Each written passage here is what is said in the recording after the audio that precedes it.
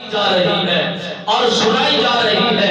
میرے نبی سرکار نے فرمایا اتنا مانتے ہو، اتنا بھی تو مان لو کہ میں اللہ کا نبی ہوں، اپنی مرضی سے نہیں بول رہا۔ میرے پاس سید الملائکہ آتے ہیں، جبرائیل امین خادم بن کے آتے ہیں، پیغام لاتے ہیں، مجھ تک پہنچاتے ہیں۔ میں آپ کو وہی پیغام دے رہا ہوں جو جبرائیل امین لائے ہیں۔ اللہ کا پیغام مجھ تک پہنچایا گیا ہے، وہی تم تک پہنچا رہا ہوں۔ مگر جب یہی بات آئی، انا بن گئی، مالدار ہم ہے، دولتدار ہم ہے، اور مال و زر ہمارا زیادہ ہے، اور پھر سرداری قبیلے ہمارے ہیں، رعایا ہمارے ہیں۔ اگر اللہ نے نبی بنانا تھا تو پھر ابو جہل کو بنا دیتا، ابو لہب کو بنا دیتا، اور یہ عتبہ شیبہ کو بنا دیتا۔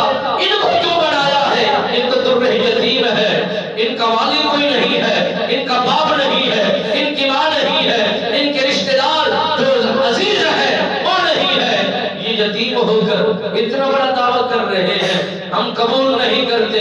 میرے آقا انعامدار صلی اللہ علیہ وآلہ وسلم سرکار نے جب یہ اعلان فرمایا، کتنا مٹھاس والا اعلان تھا، کتنا برکت والا اعلان تھا۔ اس کے عوض میں، اس کے بدلے میں لوگوں نے کیا دیا؟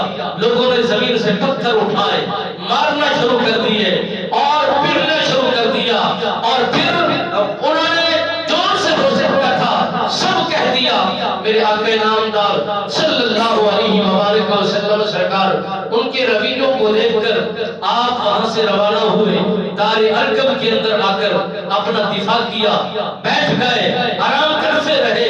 جناب سیدنا صدیق اکبر پاک کو یہ راہب نے جب باتیں بتا دی کہ سب سے پہلے جو اعلان نبی سرکار فرمائیں گے، جوانوں میں جو تصدیق ہوگی، جو صدقہ کہہ کر لبیک کہیں گے، آپ کا نام ہم نے پڑھا ہے، آپ کو بتا رہے ہیں، ذرا جلدی لوٹ جائیے اپنے سفر کی طرف، اپنی منزل کی طرف، اپنے گھر کی طرف۔ وہاں تمہارا انتظار کیا جا رہا ہے، وہاں پر تمہاری بات ہونی ہے، وہاں پر تمہاری بات بننی ہے، وہاں پر نبی سرکار کا پرچار ہونا ہے۔